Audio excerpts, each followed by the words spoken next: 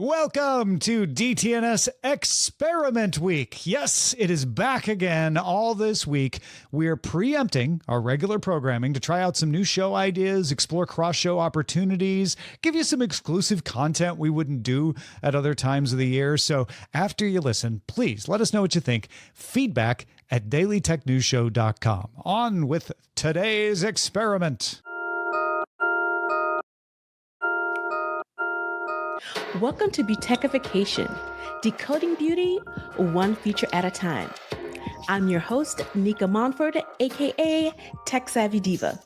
In this podcast, we discuss the tech behind the beauty sector's products and services and their impact on the ever-changing culture behind traditional beauty, while also paying homage to the pioneers who got us here. The beauty tech industry is a rapidly growing sector that combines both technology and the beauty industry. This industry is experiencing significant growth, with revenue projections reaching over $170 billion by the year 2030. The beauty tech industry includes more sectors than one may think. It's just more than just makeup.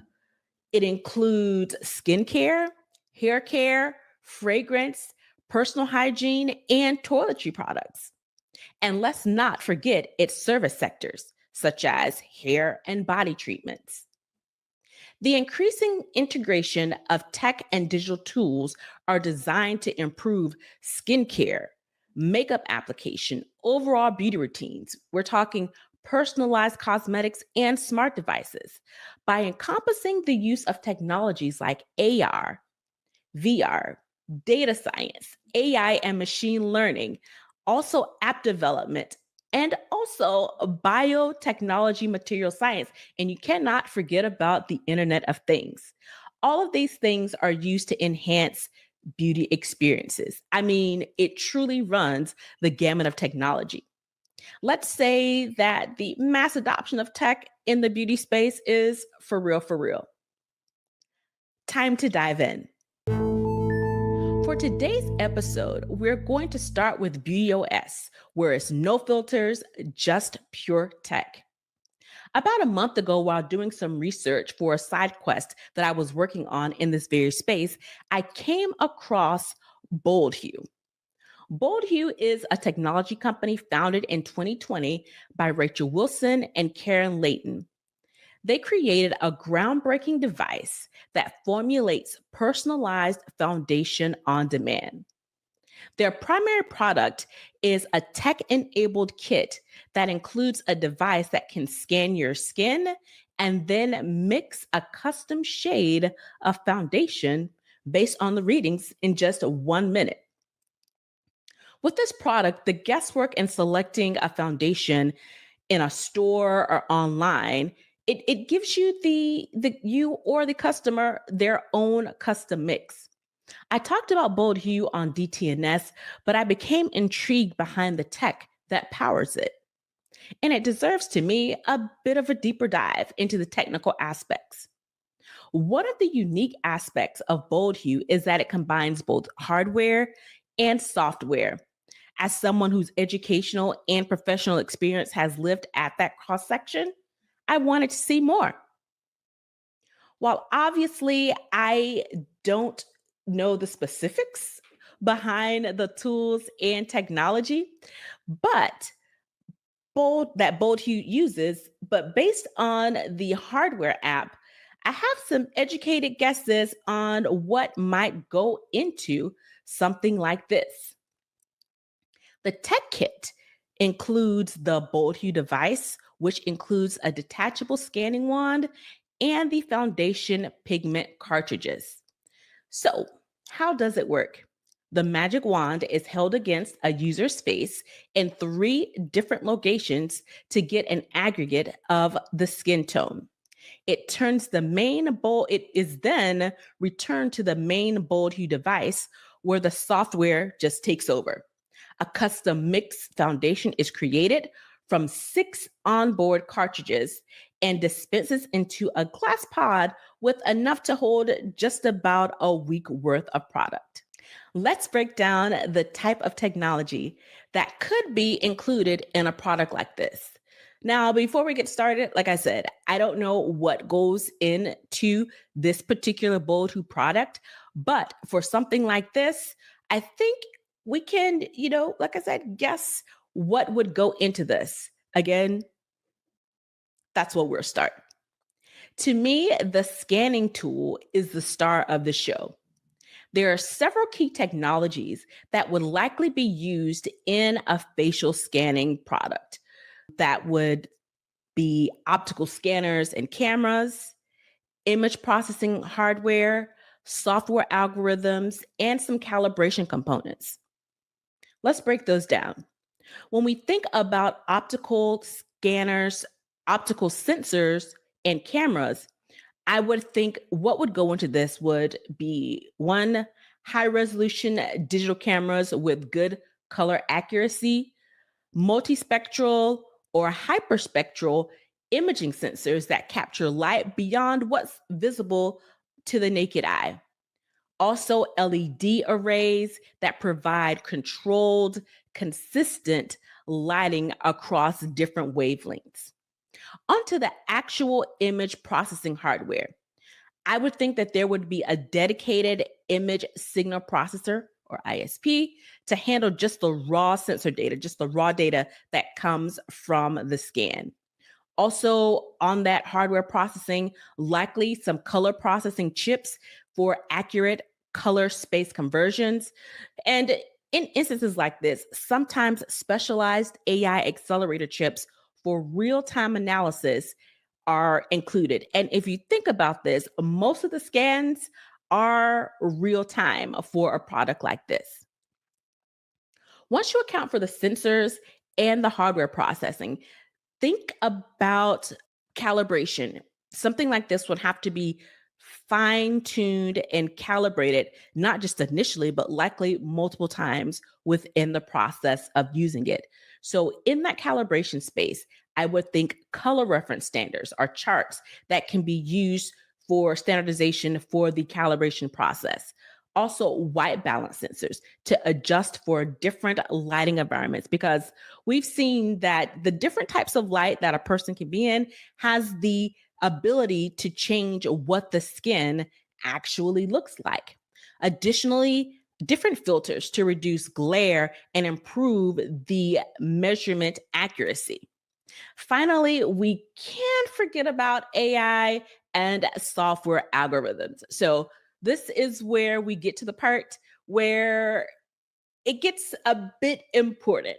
So I would think computer vision algorithms for face detection and segmentation, likely some neural networks for pattern recognition in the different types of skin characteristics, regression models to predict optimal foundation formulas, classification algorithms for the different skin types, undertones, and coverage needs. Also, color analysis algorithms that map the standard RGB values. This allows for the translation and the standardization of skin tones scales across the board, because there will be different types of skin tones, skin types, and everything in between.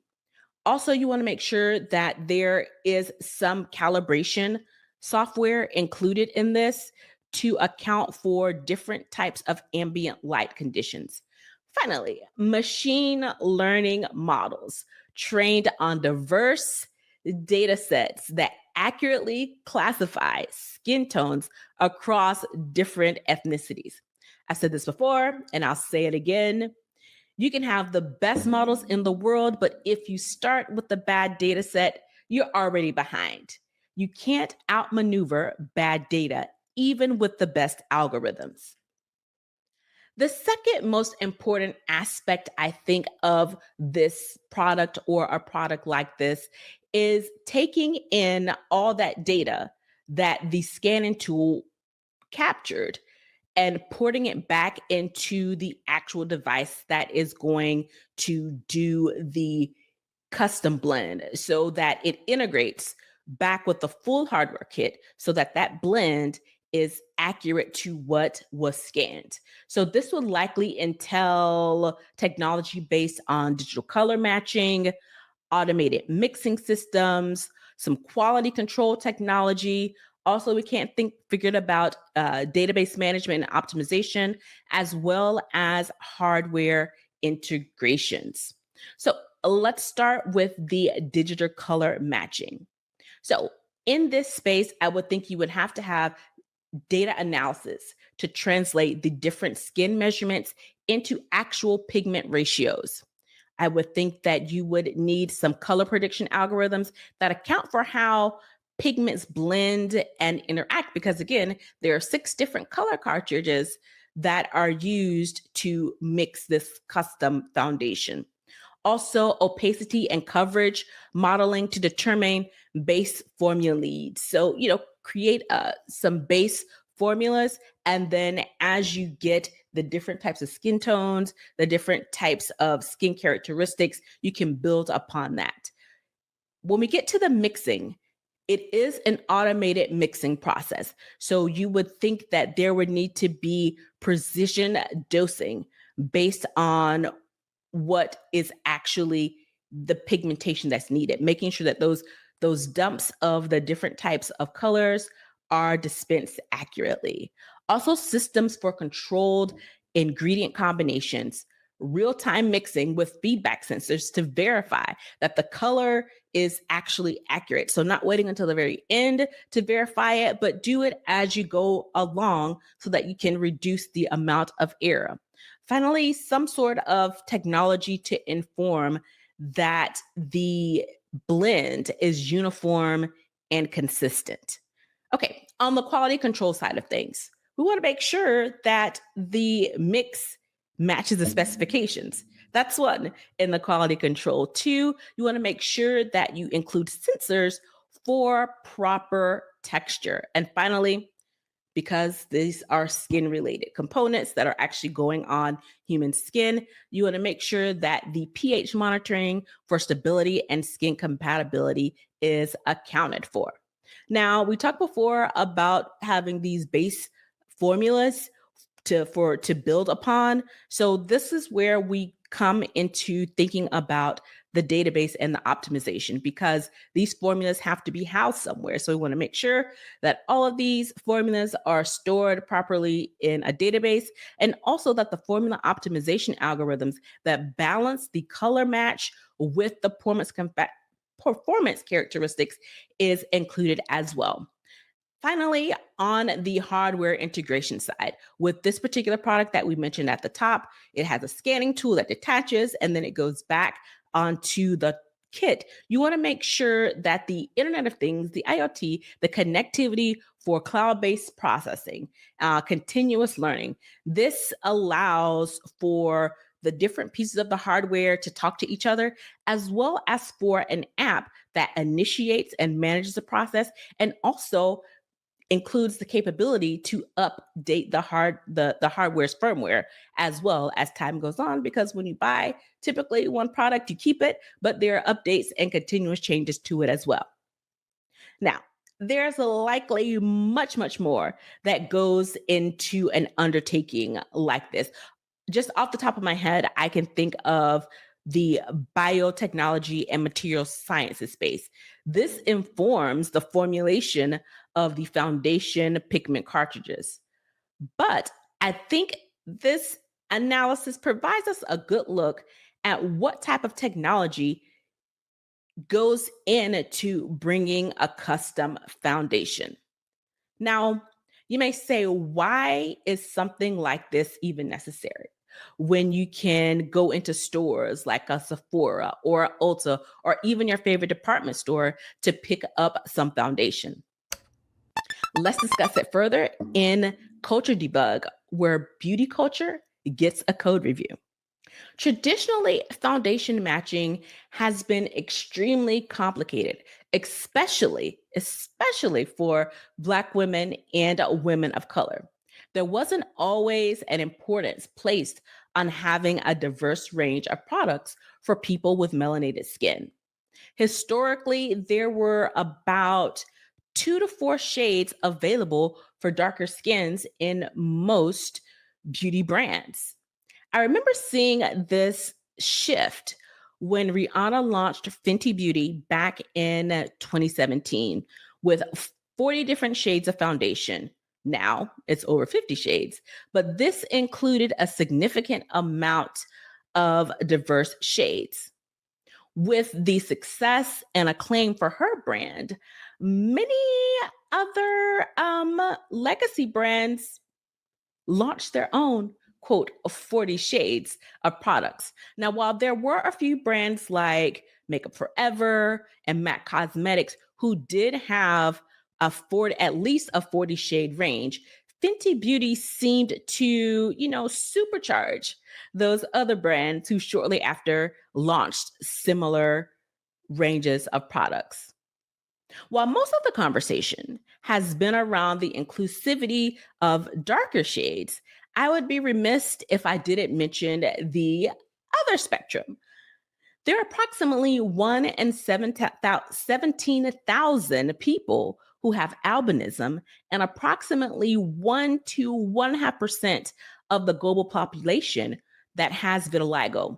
Having brands that have a wider range of shades be inclusive also benefits people who have conditions when the extremes include lack of melanin. The positive of all of this is that now we have brands that have 50 or even 60 shades of foundation, which highlights the importance of products being available for all instead of a few.